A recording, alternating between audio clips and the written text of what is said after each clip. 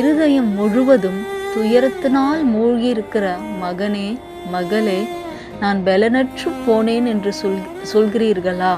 என் ஆத்துமா சோர்ந்து போய்விட்டது என்று கவலைப்பட்டு கொண்டிருக்கிறீர்களா? இன்றைக்கு ஆண்டவர் உங்களோடு கூட பேசி கொண்டிருக்கிறார்.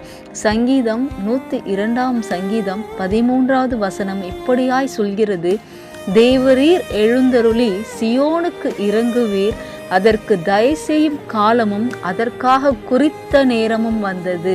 ஆம் பிரியமானவர்களே, இந்த வசனத்தின்படி ஆண்டவராகிய இயேசு கிறிஸ்து உங்களுக்காக எழுந்தருளுகிற தேவனாயிருக்கிறார். அது மாத்திரம் அல்ல, எந்த காரியத்திற்கு நிமித்தம் நீங்க துயரப்பட்டு கொண்டு இருக்கிறீர்களோ, எந்த காரியம் என் வாழ்க்கையில இன்னும் நடக்கவில்லையே என்று கண்ணீர் விட்டு கொண்டு இருக்கிறீர்களோ, அந்த காரியம் ஆண்டவர் நிச்சயமாய் இந்த மாதத்துல உங்களுக்கு கைகூடி வர செய்ய போகிறார்.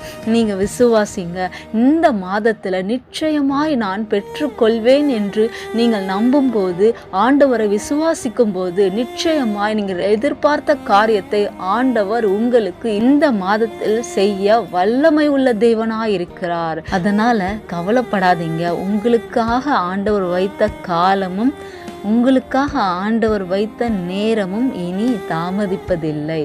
God bless you. கர்த்தர் உங்களை ஆசீர்வதிப்பார். ஆமென்.